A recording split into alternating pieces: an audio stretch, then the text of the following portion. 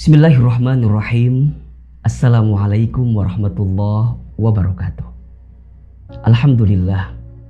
Wassalatu wassalamu ala rasulillah. La hawla wa la quwata illa billah. Amma ba'd. Ada 4 prinsip dalam hidup yang akan menjadikan hidup kita lebih berkah dan bahagia. Hal ini bisa kita lihat di dalam Quran surat Al-Qasas ayat 77. Allah Subhanahu wa taala berfirman, A'udzubillahi minasyaitonirrajim. Bismillahirrahmanirrahim. Wabtaghi fima atakallahu darul akhirah wa la tansa nasibaka minad dunya wa ahsin kama ahsanallahu ilaika wala tabaghil fasada fil ard innallaha la yuhibbul mufsidin. Shadaqallahul azim. Pertama, carilah keutamaan pahala dalam urusan akhirat. Jika hidup kita ingin bahagia, ingin penuh keberkahan, maka jadikan setiap aktivitas kita selama hidup ini untuk menghadirkan orientasi urusan akhirat. Mana yang perlu kita dahulukan adalah urusan akhirat kita. Urusan yang menjadikan Allah ridho, Allah senang dengan kita. Maka saat bekerja, niatnya ibadah. Saat berbisnis, jadikan bisnis sebagai amal soleh yang bisa menghadirkan, mendatangkan pahala kebaikan untuk kita. Karena sungguh tujuan hidup seorang yang beriman adalah mendapatkan ridhonya Allah Subhanahu wa ta'ala. Sampai pada akhirnya Allah hadiahkan surga kepadanya. Allahumma inni as'aluka ridhoka wal jannah wa a'udzubika min sakhatika wan nar. Kita berharap ridhonya, berharap surganya, dan kita berlindung kepada Allah dari pedihnya siksa api neraka. Maka jadikan setiap orientasi aktivitas kehidupan kita ini untuk bisa menggapai urusan akhirat, untuk bisa mendapatkan pahala akhirat. Karena itulah hadiah terindah, anugerah terbaik yang kita damba-dambakan selama kita hidup di dunia ini. Yang kedua, apa pesan dari Allah? Wala tansa nasibaka minad dunya. Tapi jangan lupakan juga urusan dunia. Maksudnya apa? Kita diwajibkan untuk berikhtiar. Kita diwajibkan untuk berusaha. Kita diperintahkan untuk beraktivitas dalam urusan dunia kita. Tapi ingat, bukan untuk mendapatkan dunia.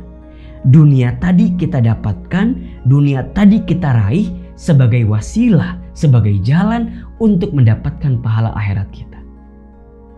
Ini yang harus benar-benar kita pahami. Islam mengajarkan kepada kita untuk berusaha dengan keras, bekerja dengan baik. Karena itu merupakan aktivitas yang Allah juga cintai, Allah juga sukai. Tetapi ingat, ketika kita beraktivitas dunia, jangan sampai kita melupakan Allah. Jangan sampai kita melalaikan perintah Allah. Jangan sampai kita melakukan sesuatu yang bahkan Allah mengharamkannya. Berarti urusan dunianya membutakan mata kita, mematikan hati kita untuk mendapatkan pahala akhirat tadi. Silahkan beraktivitas dunia, tapi jadikan aktivitas dunia itu sebagai wasilah, sebagai jalan untuk mendapatkan urusan akhirat kita. Setelah itu, wa ahsin kama ahsanallahu ilaika, dan berbuat baiklah kepada siapapun sebagaimana Allah berbuat baik kepadamu. Saat kita diberikan kelebihan harta, ingat, dari harta yang kita dapatkan ada hak orang lain. Keluarkan zakatnya, keluarkan infaknya, keluarkan sedekahnya. Berbuat baiklah dalam kehidupan ini. Karena setiap kebaikan kita selama hidup di dunia akan mendapatkan balasan kebaikan pula. Hal jazaul ihsan ilal ihsan. Tidak ada satu kebaikan pun kecuali balasannya adalah kebaikan pula. Teruslah berbuat baik. Karena boleh jadi dari kebaikan-kebaikan itulah yang akan mengantarkan kita ke dalam surganya Allah Subhanahu wa Ta'ala. Mulai saat ini berpikir yang baik-baik. Mulai saat ini berkata yang baik-baik. Mulai saat ini berprasangka yang baik-baik. Insya Allah jika pikirannya baik, lisannya baik, prasangkanya baik, maka dia akan mendapatkan yang terbaik. فَمَنْ يَعْمَلْ مِثْقَالَ ذَرَّةٍ خَيْرًا يَرَهُ وَمَنْ يَعْمَلْ مِثْقَالَ ذَرَّةٍ شَرًّا يَرَهُ. Barang siapa yang berbuat kebajikan, berbuat kebaikan, walaupun sebesar biji zarrah, maka Allah akan balas kebaikan itu.